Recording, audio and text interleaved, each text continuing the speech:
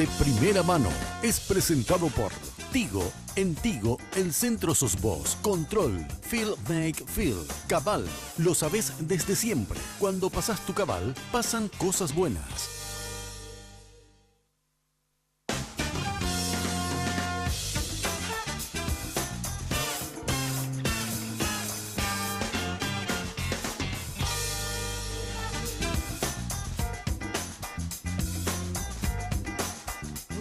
¿Cómo están? Bienvenidos a esta propuesta de Red Guaraní de primera mano.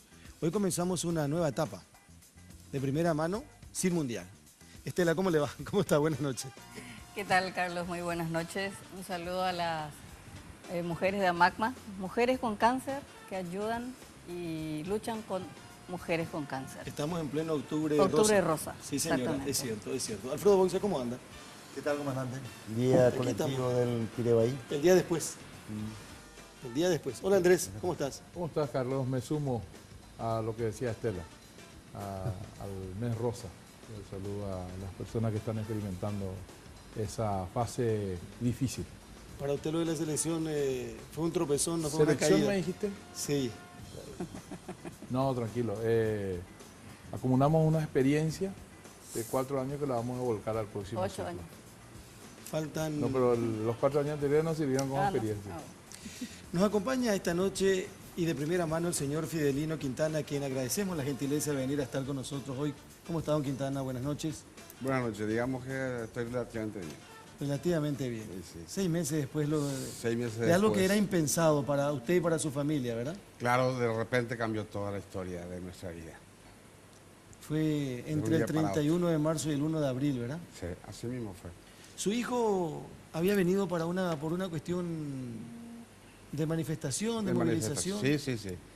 Él era presidente de la Juventud Filial La Colmena y estaba preocupadísimo por la situación del país. Yo digo, venía para una movilización y manifestación común y corriente. Común y corriente, claro, común y corriente. Yo mismo le autorizé porque a mí, yo tengo una militancia en el partido y siempre decía que la gente, aparte que no quiere participar. Entonces yo no le dije que sí, que venga. ¿Cuántos años tenía él? 26. 26 años. 26 años. Don Fidelino, ¿y cómo usted se entera que el joven herido o que el joven fallecido era su hijo? Era la 1:10 de la mañana cuando fue un vecino mío a informarme. Ya se sabían, pero yo esa noche estaba viendo la televisión hasta las 12 y ya se había terminado todo. Parecía por lo menos. Parecía, ya estaba todo terminado, me fui, me acosté. Me preguntó inclusive mi esposa que ya, cómo iban las cosas. Y le dije que ya había terminado todo, gracias a Dios, ya no pasa nada. Nos acostamos, bueno, me acosté y era las 1:10 me llegó la noticia. 1:10 Sí. De la mañana. De la mañana. ¿Y qué fue ahí? ¿Creyó? Era una cuestión de no creer, era una cosa impensable, era una cosa de no creer. No podíamos creer. Mi señora decía, no, pero esto tiene que ser una equivocación, no puede ser. El impacto fue terrible. ¿Cuántos hijos tiene? Son 4 hijos. 4 hijos. 4 hijos. ¿Y todos de una u otra manera en la política o no? No, él era el único. Él era el único. El único. Era el único que sí, seguía los pasos míos, porque yo ya me había retirado unos cuantos años atrás, como soy diabético, y entonces le convoqué a mi familia y dije que me retiraba si alguien quería seguir, y él sí dice que dijo que sí, que iba a seguir. Usted fue concejal por el PLRA en La Colmena, ¿verdad? Sí, fui concejal. Fue presidente del municipal. comité también. También. Y su hijo Rodrigo era presidente de la Juventud. Presidente de la Juventud, sí. Hacía 2 años que había empezado a militar en el partido. Pero tenía un entusiasmo y se preocupaba mucho por el país. Él estudiaba... Él era agrónomo, ingeniero agrónomo. ¿Había terminado ya? Sí, estaba haciendo su tesis. Señor Quintana, y dentro del Partido Liberal, ¿en qué movimiento usted usted militaba en qué movimiento específicamente? Yo estaba en el movimiento del diputado Jorge Ávalo Mariño por Paraguarí. Paraguarí. Sí. Yo estaba en ese movimiento. Pero de repente también cambió las cosas que ellos, Dionisio y eso, siempre decían los criminales que están del partido, los 8 traidores. De repente apareció ahí Blanca Miñar. Eso me sorprendió muchísimo. Claro, porque para entender, él estaba en la lista, él es candidato a senador, precandidato a senador, y estaba en la lista con Dionisio Amarilla, el diputado Dionisio Amarilla, Sí. que encabeza una de las listas al Senado. Pero ¿qué pasó? Dionisio Amarilla negoció con Blanca Lila Miñarro, que se abrió del llanismo, negocia con Dionisio Amarilla, entonces el señor Quintana se enoja porque considera que Blanca Lila Miñarro estaba en el bloque del llanismo, que usted considera... Así mismo. Usted tuvo palabras muy duras para Blanca Lila. Sí. No sé si ¿Podría es dura, repetir? pero es la lógica, es así. Usted ¿Qué dijo? ¿Qué dijo?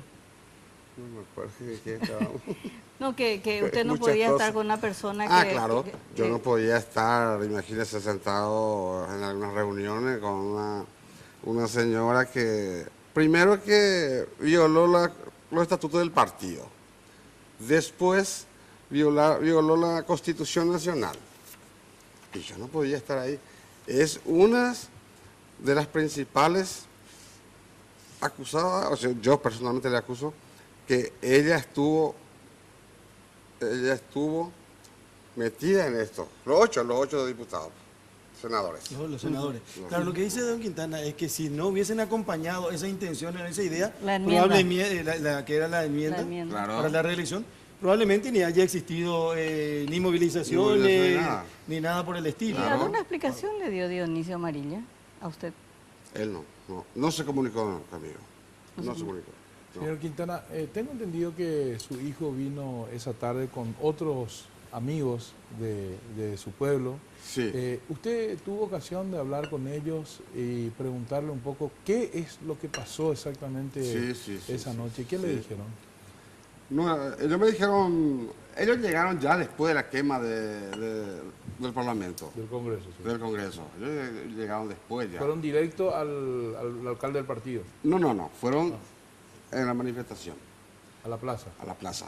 De ahí vinieron al partido, tomar agua y poner vinagre, no sé qué cosa por los ojos, por el tema Del gas. Las bombas, Molotov. Claro. No, de la, sí, De- no, del de la gas bomba, lacrimógeno, no, del gas gas lacrimógeno. lacrimógeno, Claro. sí, De la policía. Sí, de la policía, sí.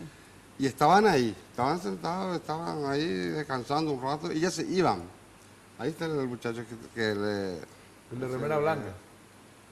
Él le dijo, Diego Garcete le dijo a mi hijo, bueno, este minuto, vamos ya.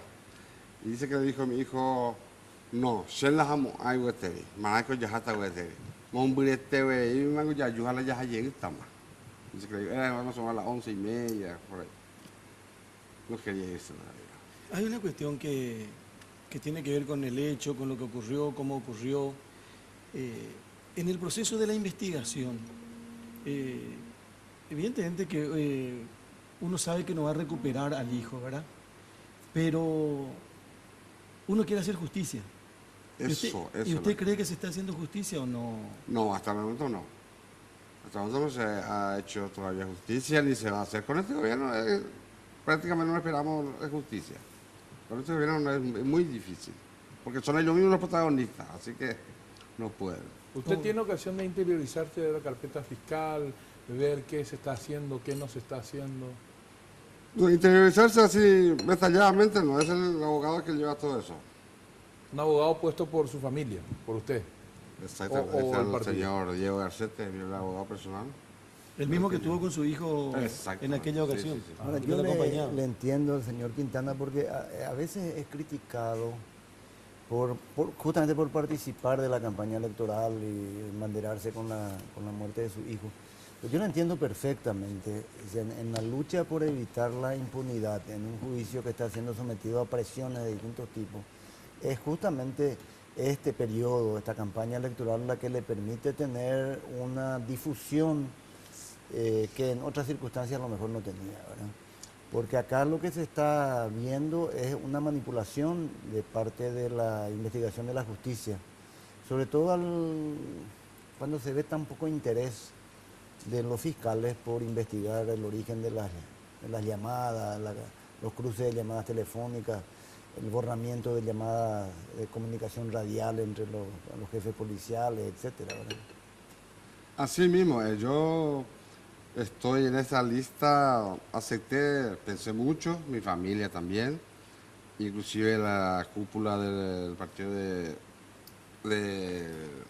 la línea que estamos llevando en este momento del distrito de La Colmena. Porque yo al renunciar a la línea que yo estaba siguiendo, la cúpula de mi partido, el comité en sí, también me acompañó y renunciaron todos. Y también hay otras listas, en La Colmena había 2 listas fuertes. Los 2 renunciaron y se formó solo un grupo. En La Colmena no hay otra lista. Me metí en esto no precisamente por el puesto de si voy a entrar o no voy a entrar. Está un poquito alejado de la lista 7, ya el número 7. Pero sí, para poder a partir de este momento difundir, pelear, decirle a la gente lo que está pasando en la justicia paraguaya. Y me permite, ahora, porque yo soy humilde, no puedo salir en el país a explicar a la gente, pero sí, en este momento sí, con la campaña que vamos a hacer con Salim Busarqui, ya me permite llegar a los hogares más humildes del país. Esa es la idea principal. Más que nada un mensajero. Exactamente. ¿Y qué tiene? ¿Usted cree que lo de Rodrigo fue un accidente o fue algo más premeditado, más estudiado previamente, digamos? Yo personalmente digo que no es premeditado matarle justamente a Rodrigo. Eso fue un casual, un accidente. Le tocó a él y nada más. Le tocó a él porque había mucha gente en el pasillo, había mucho.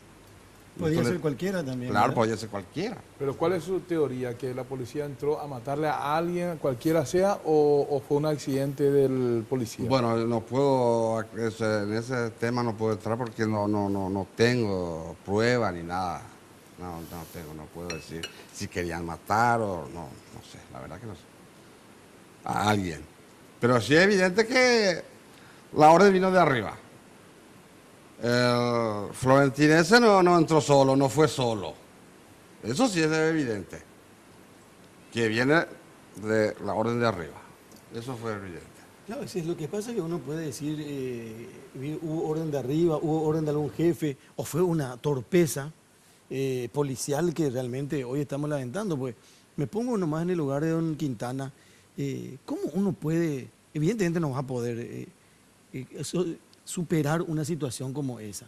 Un hijo por el que uno tanto se sacrificó, luchó, porque usted del campo, usted, su familia, hacen un esfuerzo para que sus hijos estudien, para que se vayan formando, para ser diferentes, ¿verdad? Para no sufrir como sufren los padres que no tuvieron oportunidad, y un día se encuentra con que el hijo está muerto.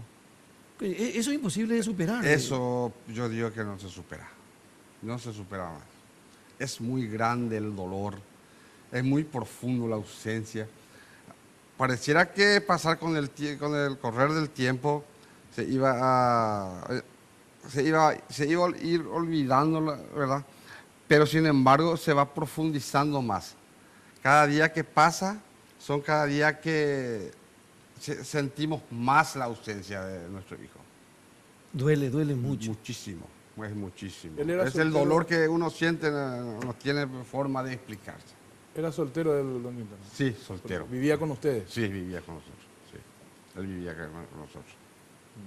Era un chico ejemplar. Él ayudaba en la casa, a la mamá. Él hacía de todo. Ahora que ya no están, siempre me pongo a reflexionar y pensar que él era diferente. Cuando estábamos con nosotros no nos dimos cuenta, ¿verdad? Pero la vida de él era diferente de los demás. ¿Por qué, don Quintana? Porque él era solidario con los demás, con los enfermos. Incluso su mamá, cuando su mamá estaba enferma, yo tengo un tambo. él ordeña la vaca. Hasta eso él hace. Es diferente de los demás. Y tiene muchísimas amistades por todos lados. Yo por ahora salgo por ahí de la campaña y allá en el fondo, en una casita, y te dicen, sí, él venía acá, eran nuestros amigos. Y nosotros eso no sabíamos. Así mismo.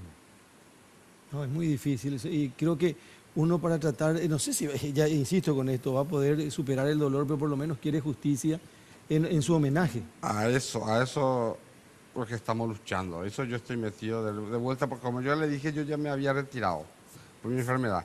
Y ahora de nuevo estoy, pero todo es por Rodrigo. Todo por lo que estoy haciendo es todo por Rodrigo, para que haya justicia. No, Rodrigo obviamente tiene ya un lugar ganado en la historia, por lo menos en la historia liberal, como un homenaje que simboliza su nombre en muchos aspectos del propio partido, ya eso no hay ninguna duda. Nadie quisiera nomás tener un hijo homenajeado en esas circunstancias. Claro. Pero yo creo que la lucha real es que no se quede en ese recuerdo emotivo de una persona joven que perdió la vida luchando por los ideales, en este caso partidarios, sino que haya una verdadera justicia, ¿verdad? Y que no haya una manipulación de la misma. Y yo creo que solamente con el cambio eso se va a lograr. La alianza tiene que ganar para lograr eso, porque con Peña dudo mucho, no creo que pueda hacerse justicia. Conste que la justicia tendría que funcionar Más allá de... Debería. Del color de cada gobierno, ¿verdad? Debería ser así. ¿Y Rodrigo tienes otros hermanos? Sí, tiene otros hermanos, sí. Tiene. Son 4. Tengo dos nenas y 2 varones. Así. Tenía. Una está en España. Una de mis hijas está en España, otra está en La Colmena. Ahora, para conocer un poquito el panorama liberal con relación a la candidatura de Estela, Alfredo y Andrés, son varias listas. 11 listas como mínimo. 11 listas. Sí, casi una lista abierta. Esto es para la Cámara de Senadores, ¿verdad? Cámara de Senadores. Una lista es la del Llano, que encabeza Blas Lanzoni. Ajá. ¿Verdad? La otra lista es la de Salim Busarquis, donde está el señor Quintana como número 7, candidato número 7. Dionisio Amarilla, donde él estuvo antes y que rompió con Dionisio porque entró Blanca Lila Miñarro. O sea, ya tenemos Llano, Salim, Dionisio, Víctor Ríos, Ancho Ramírez, Martín Saneman, Tito Zaguer, Alfredo Jaegli, Emilia Alfaro, Ariel Fonseca, y no estoy segura si Herminio Ruiz Díaz, que es precandidato presidencial, supongo que también tiene lista al Senado. O sea que estamos hablando de 1, 2, 3, 4, 5, 6, 7, 8, 9, 10, Y de, 11. ahí- y de ese grupo, solamente el de Llano el que no le apoya a Efraín, ¿verdad? Sí, después Ya no sé. el Después, resto después todos están con Efraín. prácticamente Con Efraín todos. Alegre, digo, para la presidencia. Sí, para la presidencia. Así mismo. ¿Cuántos senadores liberales hay ahora? 13. 13. La bancada liberal en el Senado hoy tiene 13. Es decir, que senadores. los candidatos que están más allá del número 3 de las principales listas tienen Ya. pocas chances. Prácticamente. Sí, pasa que según el peso del movimiento en realidad hay algunas listas que no van a entrar siquiera. O sea, claro. O Efraín. O Efraín, la lista de ¿Hay una lista de Efraín no o tiene no? propia lista, pero No. tiene movimientos que lo apoyan. exacto. La más fuerte es la de Salim Busarquis. Ahí. Está Llano y los demás son Sí. efrainistas. Sí, Claro, básicamente. pero en el caso, vamos a suponer que ya no Entonces, puede obtener un poco más que Va a el- concentrar más los votos claro, en esa, claro, en esa lista. o Salim O Salim Busarquis, Busarquis. por ejemplo. Claro. Claro. Que, Pero la disputa iba a ser entre Salim, el llanismo, El uno- supongo que Víctor Ríos, los que tienen sus bases, diríamos, Dionisio Amarilla, Víctor Ríos. ¿Y así qué posibilidades Ancho tiene el Ramírez. señor Quintana? Y recién estábamos comentando y nos decía que en la lista general del Partido Liberal él puede entrar, es el número 13 más o menos, No, de 15 a 16. de más o 15 a menos. 16. 15, 16, no, Sí. Sí. No, Pero con una victoria Por una victoria de la de alianza. Efraín Alegre, sí Podría es alcanzarlo. probable que entre. ¿Hay otro nombre en la lista antes del señor? Sí, ¿quién es más? ¿Quién es? ¿Salim? Está Salín, está. No me viene a la cabeza. Está Salín. Está la hija de Bajac. La hija de Bajac. Del ministro de la Corte. Sí. Sí. Está... No me viene la memoria. No importa. Pero esos son los cabezas de lista, sí, son los nombres que citamos. Sí. Los cabezas de lista, ¿verdad? ¿Y cómo se hace la campaña ahora en el interior? ¿Uno tiene que hacer con recursos propios? ¿Hay algún apoyo del partido o hay que esperar que pasen las internas primero? ¿Cómo es eso, señor Quintana? En este momento el que me está apoyando económicamente es Ali Busarqui. Directamente, yo no tengo recursos. No tengo recursos y él me está apoyando para salir con él por las campañas, por la compañía. ¿Dónde voy a hacer campaña? Pero ahí nomás el apoyo, ¿no? ¿Hay un apoyo del partido? Bueno, claro, no. Se tiene que hacer la interna también primero y oficializar cada una de las candidaturas. Sí. Lo que quiero resaltar es el partido me da muchísimo apoyo en el caso de Rodrigo. Ponen los abogados, todo. Él apoya muchísimo, me apoya muchísimo el partido. Y y después de la muerte, perdón, de Rodrigo, los dirigentes liberales, ¿fueron todos a saludarlos, se acercaron o algunos no fueron? Bueno, la parte del llano y eso no. ¿Ninguno? Tampoco lo leí a recibir. Pero ni llamadas telefónicas. No, nada. Pero el señor no quiere luego que... Claro, no, por favor, no. No le voy a permitir que llegue en casa esa gente, porque ellos son los culpables directos. Son de mi partido. Les culpo más a ellos porque ellos son del partido. Entonces, hasta ahora no puedo perdonarle a ellos. Y si alguien, por ejemplo, le pide una opinión, ¿nos unimos o no nos unimos con ellos para una lucha electoral? Digo, con el grupo de Llano. ¿Usted qué dice? ¿Prefiero estar lejos, prefiero perder? Yo me retiraría. ¿Sí? Yo me retiraría. Sí. Pero Efraín Alegre pactó con el Frente Guazú y el Frente Guazú apoyó la enmienda. El Frente Guazú, bueno, hay una cuestión ahí. Yo a Leo le conozco desde hace muchos años. Él no apoyó la enmienda. Yo voy por esa parte de ahí. Luego está candidatando para senador y él tiene su propia lista. Ahora él se va a poner con su gente, a ver cómo reacciona sus seguidores, ¿verdad? Y Leo es totalmente diferente. Para mí, eso es mi opinión, ¿verdad? Es diferente. Pero no le reclamó a Efraín haber pactado con Lugo. No. Yo lo esencial es que gane la alianza. Quiero que gane para que se haga justicia, no solamente para Rodrigo, sino justicia para el país. Entonces, la cosa viene por ahí. Porque sin Frente Guazú, no creo que llegue tampoco la alianza, no va a llegar. ¿Qué expectativa tiene con respecto a Sandra Quiñones, que fue propuesta por el presidente? Eso se veía venir. No hay ninguna expectativa, no tengo ninguna esperanza. ¿Qué le dicen a usted sus abogados? ¿Es una persona en la que se puede confiar o es más de lo mismo? No, es lo mismo, de la misma camada. No se puede confiar. No se puede confiar. No se puede confiar. No. Entiendo también que con relación a los liberales, don Quintana quiere responsabilizar más a sus correligionarios. O sea, no se quiere meter ni con el Frente Guazú, con los senadores del Frente Guazú, ni con los colorados. ¿Verdad? Claro. A mí me duele lo que me hicieron mis correligionarios. Claro, eso es exactamente. Eso entiendo. Sí, porque yo a la mayoría les conozco. Ahí está Yoyito, siempre se iba a mi casa. Hacíamos reuniones en casa. Y eso duele mucho. Vamos a hacer una pausa, por favor. Estamos hablando con el señor Fidelino Quintana, el papá de Rodrigo Quintana, joven fallecido en los primeros minutos del 1 de abril, en aquello que todos conocemos, en un hecho realmente lamentable y que sigue en el marco de la justicia hasta hoy. Ya volvemos en un ratito.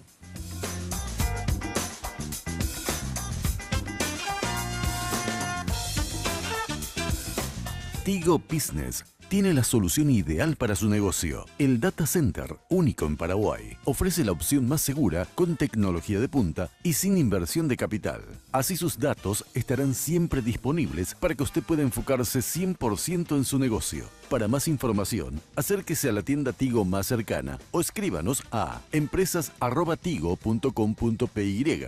Tigo Business, una solución para cada negocio.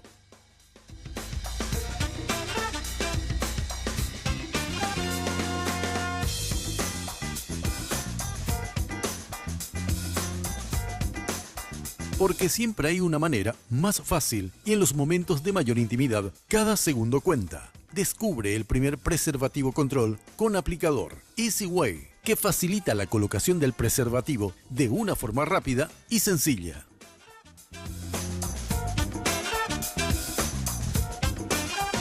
Sugar, confitería, heladería y cafetería. Cada acontecimiento puede tener un toque ideal con nuestros bocaditos dulces y salados. Todas nuestras exquisiteces la podés recibir donde vos quieras. Sugar, Avenida República Argentina, 1194, esquina de Las Palmas. Reservas y delivery al 601-995, 611-475 o al 0982-827.000.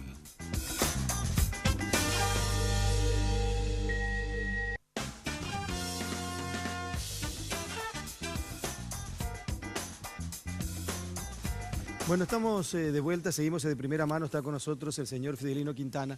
Le pregunto por los compañeros, a Estela, a Andrés y a Alfredo, en base a lo que nos cuenta el señor Quintana, ¿qué situación, cómo uno afronta una cuestión como esta? Más allá de la enmienda, de todo lo que se genera en el ámbito político, es esa cuestión de papá, hijo, familia, mamá y la pérdida de un ser querido en estas circunstancias. Sí, todos sentimos un poco, ni comparación posible con el dolor que puede sentir la familia, ¿verdad? Pero esa pérdida por motivos políticos estremecen realmente. Cuando yo digo estremecen, es que terminó el proceso, terminó la discusión, el gobierno renunció al día siguiente después de eso, porque es un límite que no hay que traspasar. Es como la muerte de los chicos en el marzo paraguayo, ¿verdad? Llega un momento en que se superan ciertas barreras de la racionalidad y el dolor embarga de una manera tan grande que termina sesgando, influyendo los acontecimientos políticos, ¿verdad? Pero una cosa es mirarlo desde el estreñimiento del espectador, del comentarista, del político o del correligionario incluso. Y otra cosa es sentirlo desde la cercanía de la familia, ¿verdad?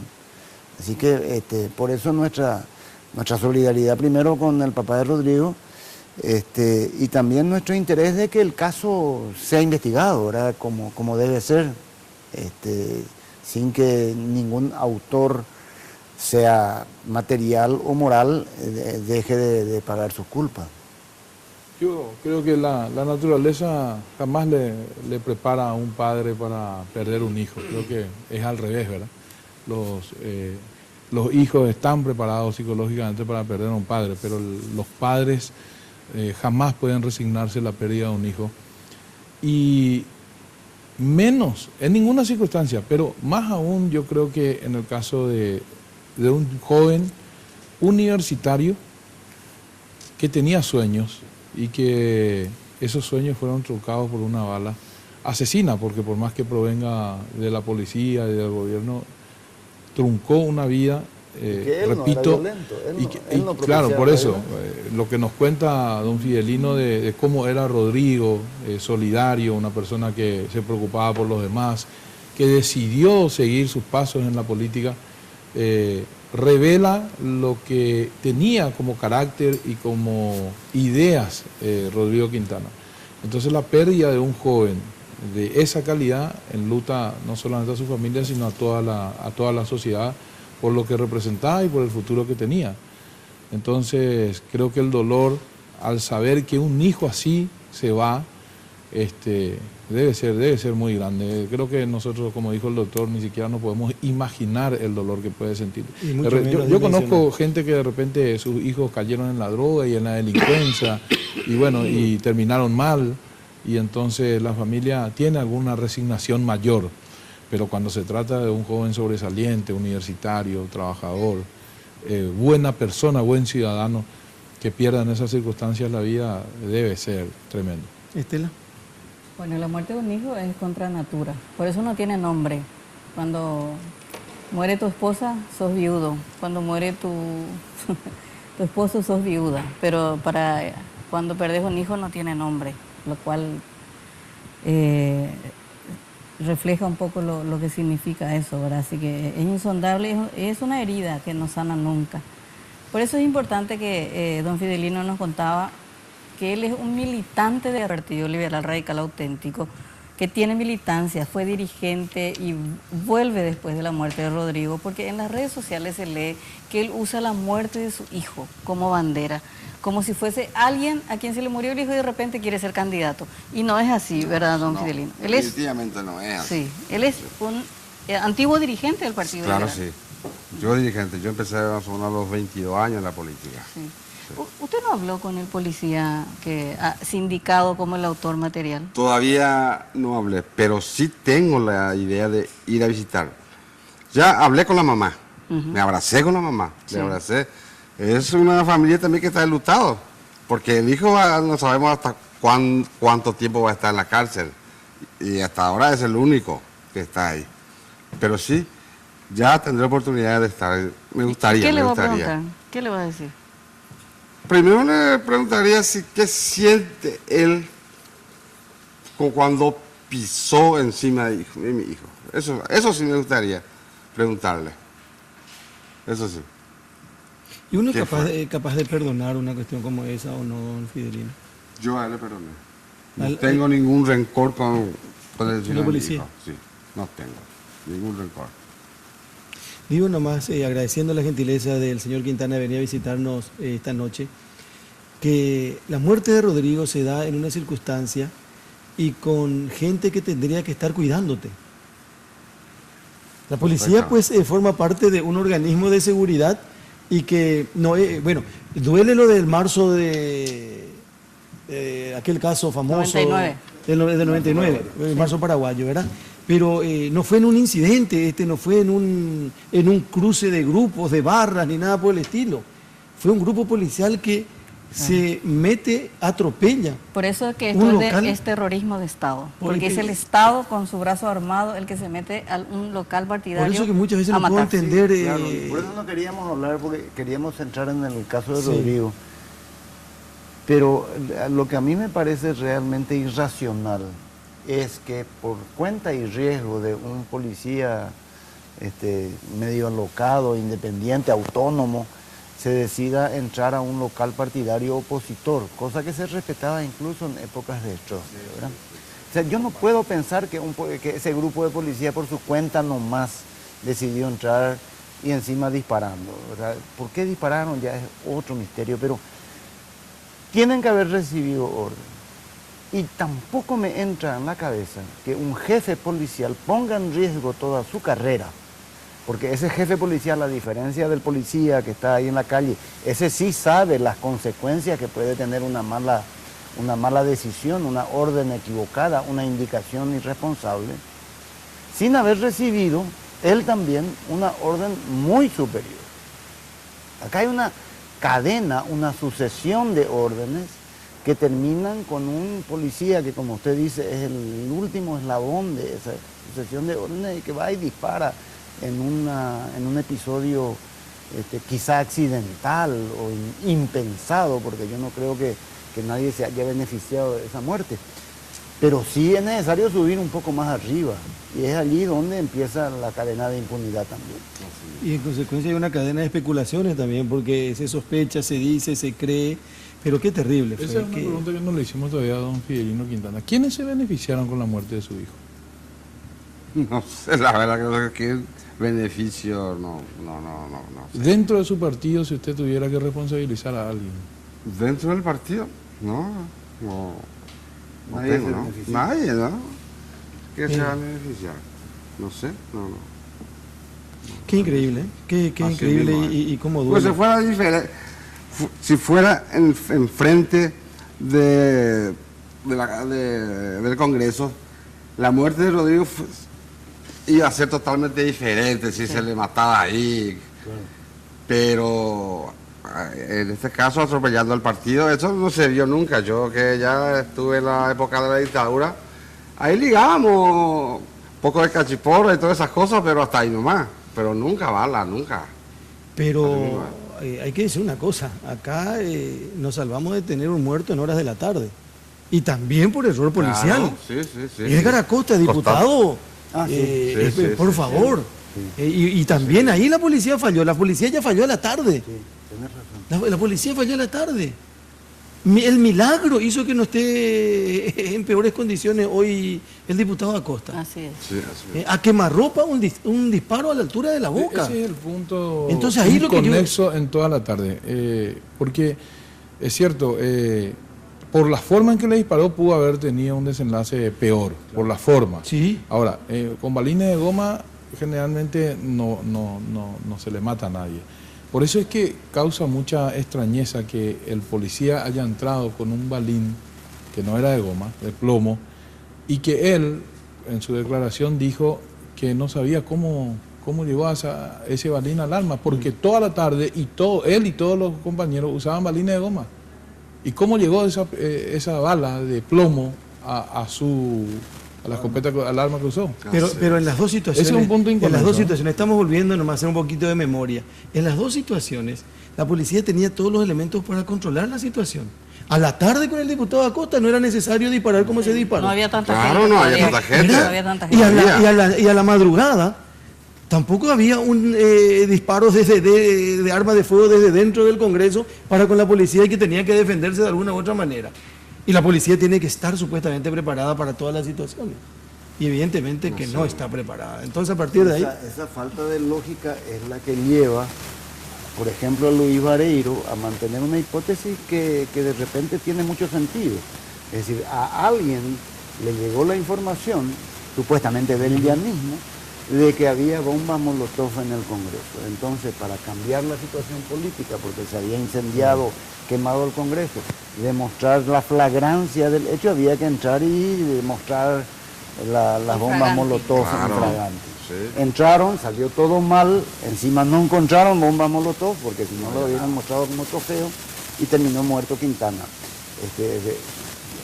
Dada esa falta de conexión de información, es que la hipótesis que manejaba Luis Vareiro me parece que empieza a tener sentido. Don Fidelino, muchísimas gracias por venir a compartir ¿Quería con contar nosotros. algo? Sí, señor, cómo no. Este domingo que viene se está organizando un acto en La Colmena en nombre de Rodrigo Quintana. Un acto y a la vez lanzamiento de mi candidatura. Es un festival artístico. ¿A qué hora va a ser eso? A partir de las 10 de la mañana hasta la noche. Ajá, en La Colmena. En La Colmena. En La Colmena. Así que quiero invitarle a todos mis ¿Y en qué correligionarios, lugar? a todos. En la plaza de la Colmena. En la Plaza de La Colmena. Ah, este domingo. Este domingo. A partir de las 10 de la A partir mañana. de la mañana, sí. Bueno, un homenaje. Un homenaje Digamos, a Rodrigo Rodrigo Quintana, sí. y lanzamiento de la candidatura al senador, señor Exactamente, sí. Fidelino Quintana. Gracias por venir. Gracias, muy amable, señor. Gracias a El ustedes. señor Fidelino Muchísimas Quintana, gracias. el papá de Rodrigo Quintana, de primera mano con nosotros esta noche. Pausa y seguimos en un ratito.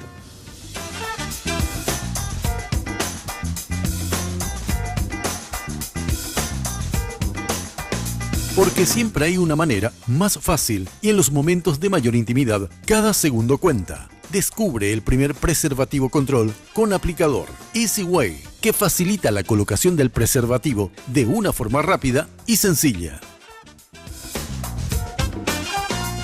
Sugar, fábrica de momentos. Vení a descubrir ese toque que va a encantar a los tuyos. Tortas, postres helados, alfajores, variedad de bocaditos dulces y salados. Todo para ese mágico momento. Sugar, Avenida República Argentina, 1194, esquina de Las Palmas. Reservas y delivery al 601-995, 611-475 o al 0982-827.000.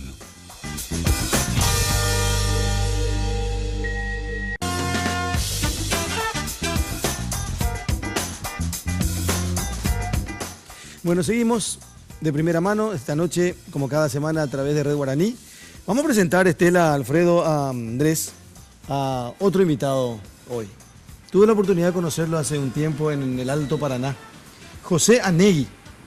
José Anegui, así es. José Anegui. José Anegui. Anegui. ¿Cómo le va? ¿Cómo anda? Buenas noches, Carlos. Realmente un placer estar acá nuevamente. Parcialidad Parcialidad H. H. ¿Qué diferencia hay entre los H y otras especialidades? Yo creo que el idioma y la tradición y la cultura, ¿verdad? Nosotros en caso de los H no tenemos danza, tenemos canto nomás, que mi padre canta, entonces no tenemos danza, ¿verdad? Mucha gente me pregunta si tenemos danza. No tenemos danza. Solo canto. Canto y alguna cultura que tenemos el tipo de comida así, ¿verdad? Pero así danza, no tenemos danza. ¿Y el idioma? El idioma. Nuestro idioma hay palabras que son iguales como guaraní, pero totalmente, Significado 90% totalmente diferente. Hay palabras que son iguales. Ajá. Ahora, ustedes son muy conocidos específicamente en esa zona del Alto Paraná por su forma de trabajo, José. Yo creo que eso hace 41 años que estamos trabajando, ¿verdad? Como forma de desarrollo sostenible. Yo creo que gracias a eso que hoy en día nosotros, los niños y los jóvenes, no salen en las calles. Todo estudia y está en la escuela. Inclusive tenemos en la comunidad hasta colegios que hay en énfasis en informática. Entonces los jóvenes no salen fuera de la comunidad. Contanos, ustedes viven en Puerto Barra. En Puerto Barra, en el departamento de Alto Paraná, en el distrito de Naranjal. ¿Cuántos viven ahí en esa comunidad? Ahora mismo tenemos 52 familias y estamos entre 215 total de personas. 215 personas. Total.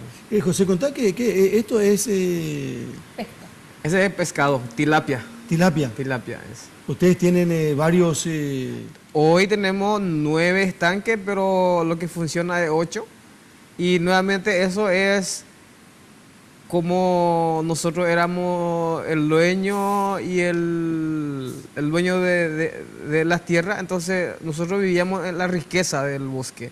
Pero después de 40 años no hay más esa riqueza, ¿verdad? Entonces los ancianos ya no se van más a pescar, ya los ancianos ya no se cazan más en el río el pescado porque no hay más, ¿verdad? Se comió todo. Entonces, ¿qué es lo que pasa, verdad? ¿Qué hicimos?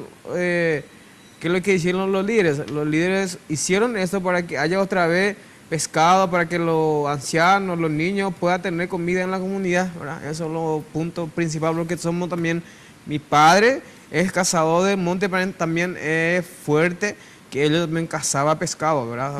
Entonces quería pescado y carne, ¿verdad? Ellos... pero esto es para consumo nomás o para la venta Ese también? es para consumo, ¿verdad? Porque nosotros siempre primero queremos que haya en la comunidad es seguridad alimentaria, que haya alimento en la comunidad y luego soñamos para tener ingresos en la comunidad, ¿verdad? Porque sin dinero también es difícil sostener a 52 familias. Esta es la parte donde ustedes viven. Ahí ese es el centro.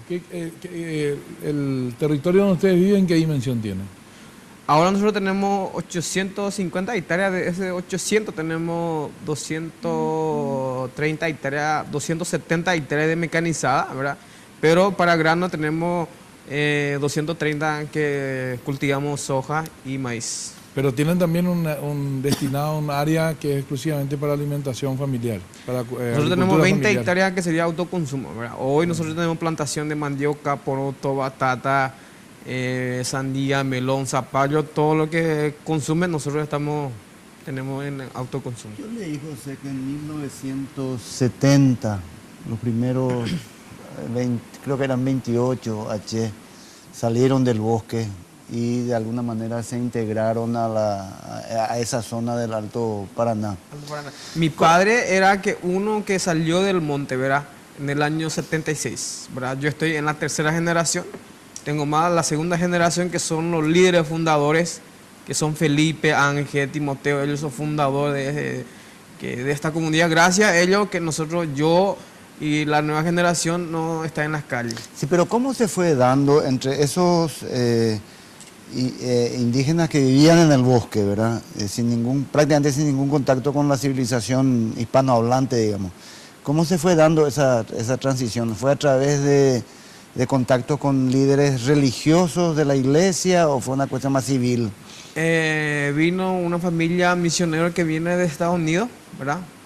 Escuchando que en Paraguay, en la época de dictadura, le dijeron que le perseguía a los guayaquí, porque somos también, que se dice guayaquí, ¿verdad? Entonces, escuchaba que le iba a eliminar a los guayaquí. Entonces él dijo, no, ellos también son seres humanos que tienen también sueños y va a llegar también un profesional, ¿verdad? Entonces él vino en el año 70, ya se estuvo en la zona. ¿Te acuerdas el apellido de esa familia? Bjarni Fosterburg. Su hijo está ahora, pero su padre es Rodolfo Fosterburg, que antes ya vino a trabajar con mi papá Y Vianney yo creo que tenía 12 años con su padre, ¿verdad? Yo creo que 5 años empezó a buscar a mi padre para contactar, porque sabía que iba a venir colonización, la empresa, la ruta, entonces se va eliminando el monte. Entonces, gracias a ellos que por lo menos compraron, creo que 100 a 50 hectáreas de bosque para tener seguridad de la comunidad. Y ahí fue todo un proceso. Yo creo que, como dijo mi padre, cuando ellos salieron del monte, no había necesidad de trabajar, no había necesidad de producir, tener recursos, tener dinero, porque... el bosque proveía. Proveía todo, ¿verdad? Porque el monte es nuestro supermercado, es nuestro refugio, el monte es nuestro... donde se van los ancianos y cuando se sienten mal se van en el monte, es su vida es bosque, ¿verdad? Fuerte, ¿verdad? Entonces no había necesidad de comprar, no había necesidad de pagar para comer fruta, pescado, carne, nada. Ellos tenían, ¿verdad? Pero en su la disponible, naturaleza ¿verdad? le daba. ¿Verdad? En caso, no había necesidad de comprar tierra, ni tampoco no existía pobre ni hambre. José, ¿vos cuántos años tenés y tuviste oportunidad de estudiar? Yo tengo 30 años, empecé a estudiar carrera de Derecho, ¿verdad? Y por el tema de tiempo que no pudo culminar, pero sueño de que quiero terminar mi carrera, que es Derecho. ¿Dónde estudiabas? ¿En Ciudad del En Este? Santa Rita. En Santa Rita. Ahora, José, perdón, vos decías recién, y no es la primera vez que decís, que ustedes en la comunidad trabajan y tienen todo para que nadie salga de la comunidad a la calle a estar pidiendo.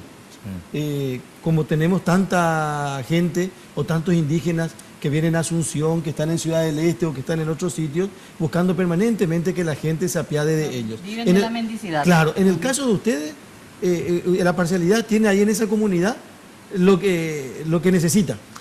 Mira, yo creo que eso también me comentó Timoteo, fue mi profesor cuando yo tenía primer grado, ¿verdad? Mi profesor, y hace un mes porque yo asumí líder de la comunidad, ¿verdad? Y ya estamos trabajando, ¿verdad? Como él me comentó de que cuando ellos salía 10 años, ellos no producían nada, porque proveía del bosque, cazaba y fruta, pescado, eso. ¿Qué pasó después de 20 años? Vino la colonización Santa Rita, Santa Rosa, Iruña, entonces el bosque empezó a disminuir.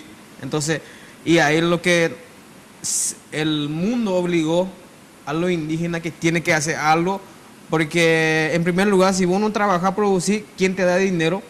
¿Quién te paga tu medicamento? ¿Quién te compra tu ropa? Entonces, ahí viene el tema de seguridad alimentaria.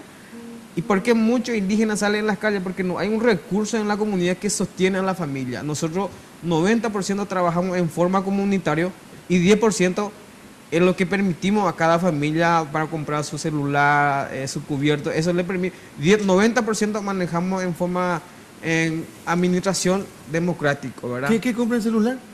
O sea, ¿verdad? Compramos celular, adecuamos la tecnología. Porque él decía también, por ejemplo, el bosque, la tradición, la comida, alguna cultura, pero también ustedes fueron, así como a la hora de producir, fueron teniendo producción mecanizada o cultivo mecanizado también con el teléfono. ¿Vos tenés WhatsApp, por ejemplo? Tengo WhatsApp, Twitter. Twitter. ¿Y después? ¿Tenés WhatsApp, Twitter? ¿Correo? Sí, no, obviamente que él pasó de ser el cazador-recolector tradicional de su etnia. Pero él ya nació... yo ya nací como la comunidad. A un cazador de conocimientos, como te llaman a vos. Eso es una exposición que yo dije, yo nací ya en mundo, ya nací con PC, ya con mouse, ya. Pero yo creo que eso no significa que yo estoy olvidado de mi raíz, de mi identidad. No, Yo respeto mucho la otra cultura y mi cultura, ¿verdad? No por ser indígena, cuando me voy a Asunción me voy con ropa sucia, porque yo soy indígena. No, yo no tengo esa ideología. Yo tengo que respetar la otra cultura, ¿verdad? Cuando yo me fui a ONU y cuando tuve una oportunidad de presentar en Gramo, pinté mi cara. Eso significa que estoy recordando mi identidad, ¿verdad? A pesar de que yo soy profesional, voy a llegar a un profesional, pero nunca voy a negar de mi raíz, de CH, de ser indígena, ¿verdad? Y eso nunca voy a olvidar y siempre estaré eso teniendo en mi corazón. Y dentro de la comunidad, perdón, Estela, dentro de la comunidad, ¿cómo hacen para mantener esa cultura y seguir transmitiendo de generación a generación? ¿Hay todavía gente que estuvo en el bosque y que está entre ustedes hoy, que le pasa eso? Y yo creo que nosotros como algunas cosas, algunas culturas, nosotros enterramos ya hace 500, o sea, hace 100 años atrás, ¿verdad? Esa cultura que es imposible, que no puede, que somos indígenas, esa cultura nosotros enterramos. Que decimos que sí se puede, uno cuando quiere, cuando organiza, uno puede salir adelante, ¿verdad? En la comunidad nosotros tenemos escuela. En la escuela enseñamos primera lengua en nuestro idioma y segunda lengua en español. Y portugués, inglés, inclusive yo no hablo bien guaraní. Eso puede aprender fuera de la escuela. Pero en la escuela priorizamos primera lengua en nuestro idioma y segunda lengua en español. Porque en español es una herramienta muy fuerte también. Es importante también contar que en la comunidad hay jóvenes que estudian Derecho, Veterinaria, Ciencias de la Educación. Y ahí ya está. Yo creo que ese sería la esperanza. No para el Puerto Varas, sino para el pueblo H. Porque tenemos en Paraguay 6 comunidades H, está en 4 departamentos, que está en Alto Paraná, Caguazú, Canindeyú y Cazapá, ¿verdad? Yo creo que es un sueño de nosotros, si llegamos un indígena H, un profesional sería no solo para el Puerto Varas, sino para el pueblo H. Para toda la comunidad. Inclusive también para el pueblo indígena del Paraguay. Claro, ¿verdad? te iba a preguntar eso porque según el último censo hay 115.000 indígenas más o menos. No sé si hay más o menos ahora, ¿verdad? De eso decías, hay 6 comunidades en 4 departamentos. De esta cantidad, ¿ustedes tienen el total de H? Estamos 2.500. 2.500. Somos el pueblo minoría. En minoría. ¿Los de Puerto Barra? No, los H. En general. En total. Ahora, esta experiencia, ¿cómo hacen? Siempre se suele decir coloquialmente que está la cacique, que hay muchos caciques, pero en realidad nadie quiere trabajar, diríamos, todos quieren mandar. ¿Cómo funciona la organización? ¿Cómo hacen que aquello no se desborde y que no haya enojos, peleas? ¿Cómo funciona la organización en Puerto Barra? Nosotros tenemos, en primer lugar, siempre una vez un periodista, mi amigo, me dijo cacique, ¿verdad? Me dijo, yo le dije, no, yo no soy cacique, mi nombre es José, yo le presenté que mi nombre es José Anegui y yo soy de la comunidad, ¿verdad? Y ese concepto no está en nuestra cultura, ¿verdad? No hay. No hablamos de eso, solamente hablamos de un machillay que significa que el líder, ¿verdad? Que trabaja, palabra líder es significado como antes mi padre era cazador. ¿Qué hace cazador? Cuida a la gente, trae carne a la gente, se le cuida a los ancianos. O sea, esa función sigue todavía. Entonces, cambió la palabra nomás. Cazador era antes como líder y ahora en el nuevo mundo es líder, pero es igual como cazador. Vos tenés que trabajar primero. Entonces, nosotros tenemos en la comunidad... yo tengo más 3 compañeros que es segundo líder, tercero y cuarto. Tenemos 4 líderes que está reconocido, que está en la Constitución, ¿verdad?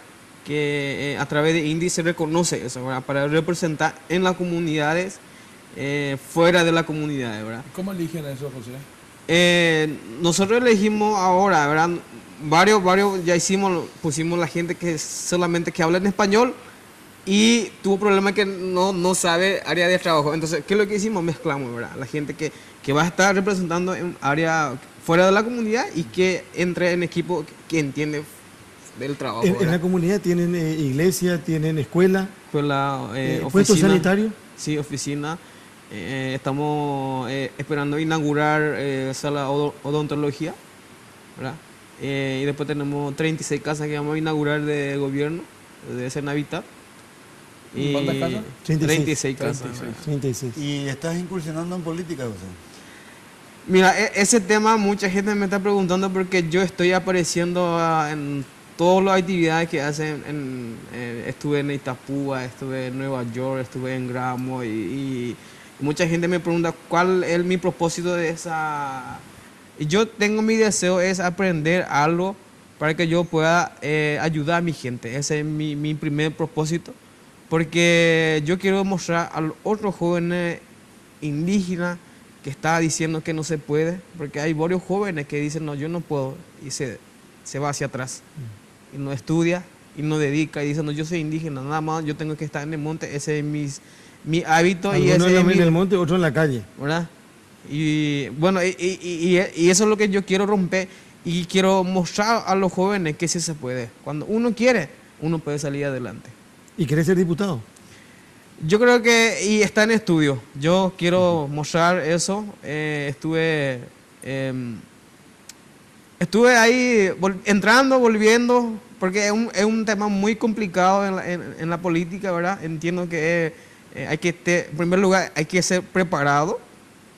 Como dijo mi padre, si vos quieres sacar miel, si vos quieres ir a enfrentar oso, a un tigre, vos tenés que estar preparado. No podés enfrentar si vos tenés miedo a un tigre, o si vos tenés miedo a un oso, o si vos tenés miedo cuando te pica avispa, no vas a sacar miel, panal, ¿verdad? Entonces, así yo estuve detrás de eso, y entonces, ¿qué es lo que digo?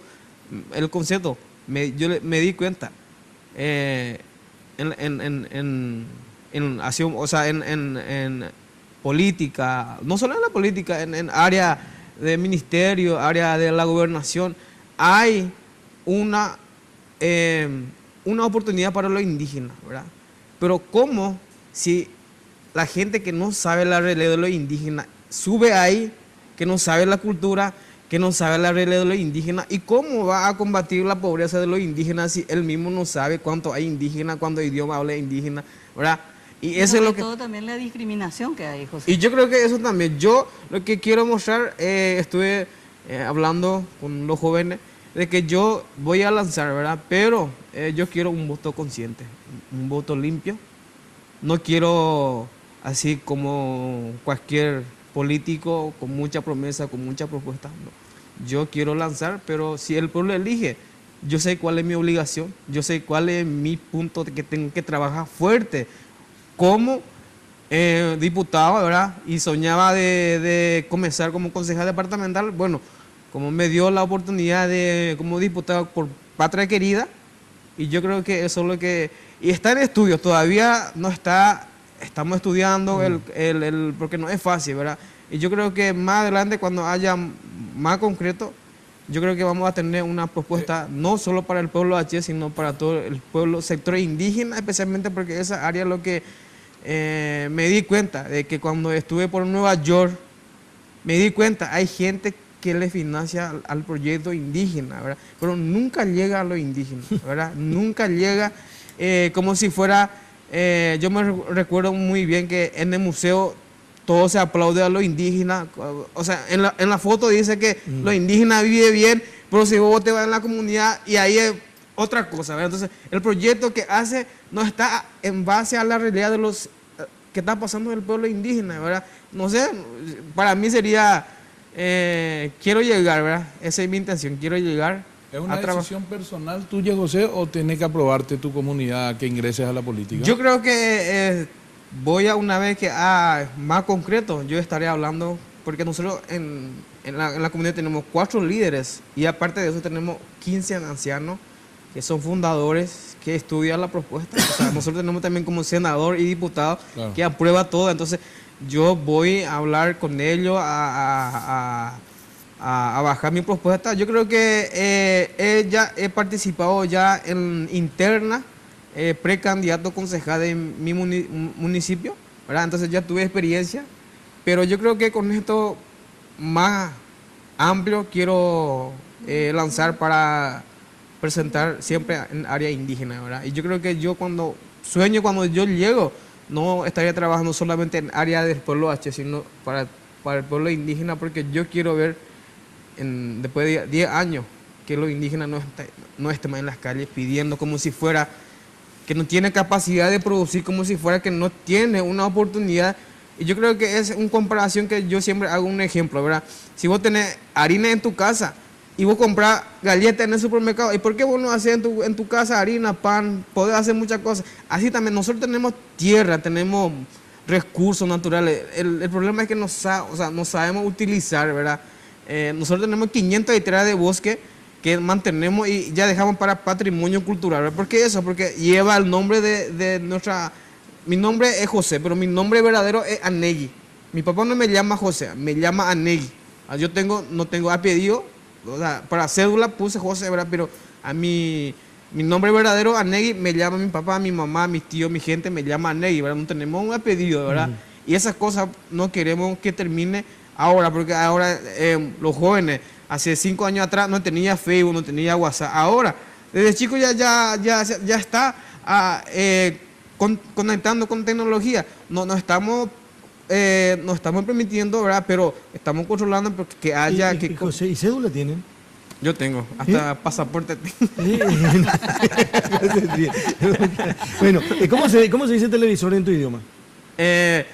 Eso también quería explicar. Algunas cosas no tenemos en la traducción porque no está en nuestra cultura. Helado, no tenemos helado en el monte. Y no tenemos también... ahora, dinero, nosotros decimos buta, ¿verdad? Que buta es la plata, ¿verdad? Y algunas cosas tenemos que inventar porque no está en nuestra cultura, ¿verdad? Pero hay algunas palabras que se puede traducir, ¿verdad? Para la política necesitas mucho buta. Y yo creo que esa parte, yo creo que, porque yo entré mucha gente me pregunta, a ver, si yo sé que en la política es muy, se usa mal, ¿verdad? Pero yo en mi concepto, que cuando uno entra es para servir al pueblo, o sea, hay que trabajar con la gente, ¿verdad? No, mucha gente, yo le decía eso, nunca voy a hablar en mi discurso que yo voy a empedrar de tal metro, voy a empedrar, porque es un proyecto muy grande, no está en mi mano para solucionar eso, ¿verdad? Pero algunas cosas, sí, ¿verdad? Pero lo que yo siento es que no voy a hablar mal de los otros candidatos que hay en Alto Paraná, no. Yo voy a postular así. Si la gente elige, sí. Si no, siempre estaré trabajando como yo estoy haciendo. Me siento muy bien de representar de mi comunidad y nuestro sueño es que la comunidad Puerto Barra sea un modelo para otras comunidades. Ese es nuestro sueño.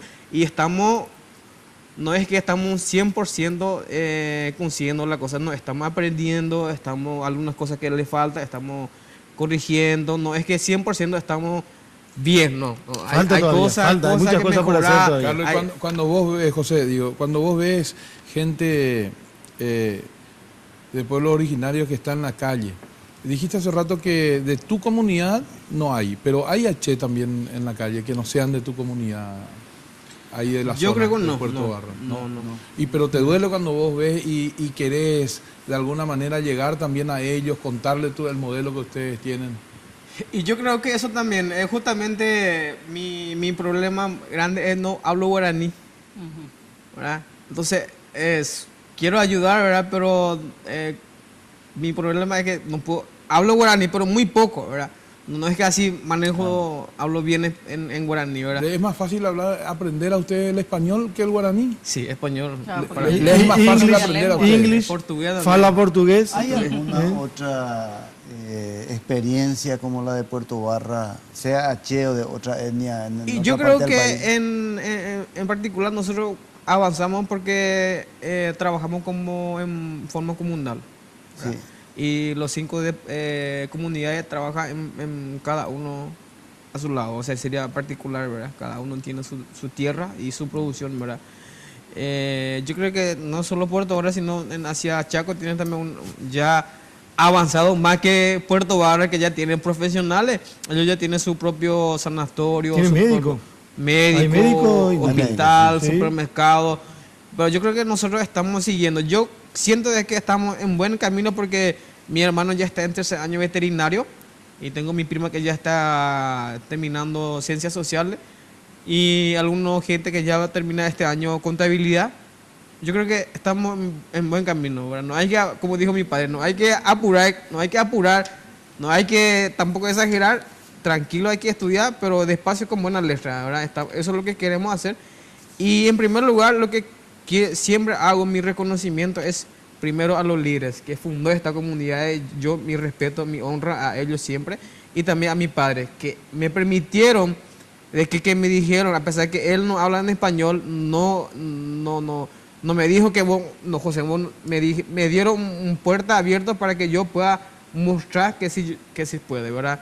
Eso quería dar un ejemplo de que cuando yo me voy en el monte, esa experiencia de cazar yo no tengo.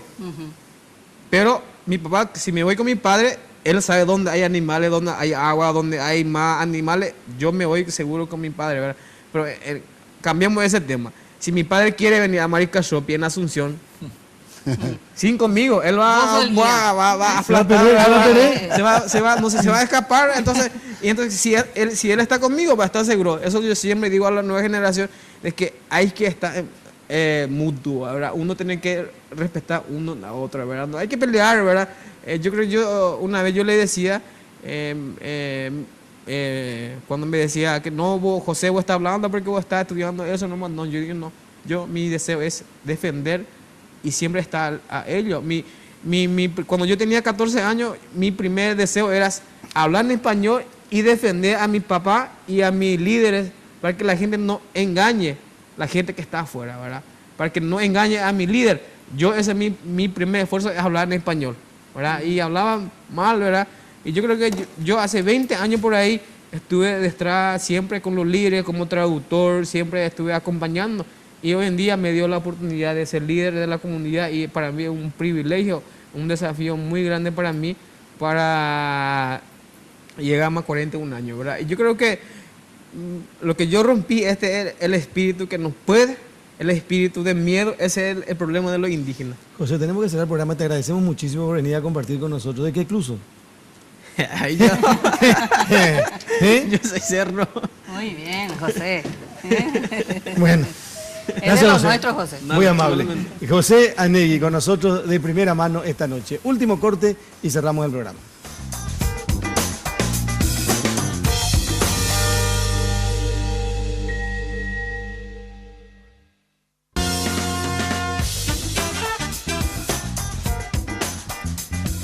Bueno, llegó el momento de cerrar el programa. Hablamos primero con el papá de Rodrigo Quintana, después con José Anegui. Dos situaciones que tienen que ver con también escenarios diferentes, pero los dos tienen casi el mismo objetivo. Qué equivocado está José Anegui. Llegar al Congreso. ¿Por qué? ¿Y por qué él dice yo quiero entrar a política para aprender? Dice. Y para servir. Al revés debería ser. Para servir, dice. Él tiene mucho que enseñarle a los de nuestra política. Dos figuras poco mediáticas, digamos, sí, ¿verdad? Que rara vez están en televisión. El papá de Rodrigo Quintana, don Fidelino, contando su amarga experiencia vivida hace unos 6 meses. Y este líder indígena que ojalá pueda representar a su pueblo como diputado, ¿no? Sí, señor. Y llevar el ejemplo de su comunidad a otras comunidades indígenas, ¿no? Él ya es un líder indígena 3.0. Sí. Bueno, gracias Estela, gracias Alfredo, gracias Andrés. A la gente que nos elige, nos prefiere también, muchas gracias, buenas noches, hasta mañana. De primera mano fue presentado por Tigo. En Tigo, el centro sos vos. Control, Feel Make Feel. Cabal, lo sabés desde siempre. Cuando pasás tu cabal, pasan cosas buenas.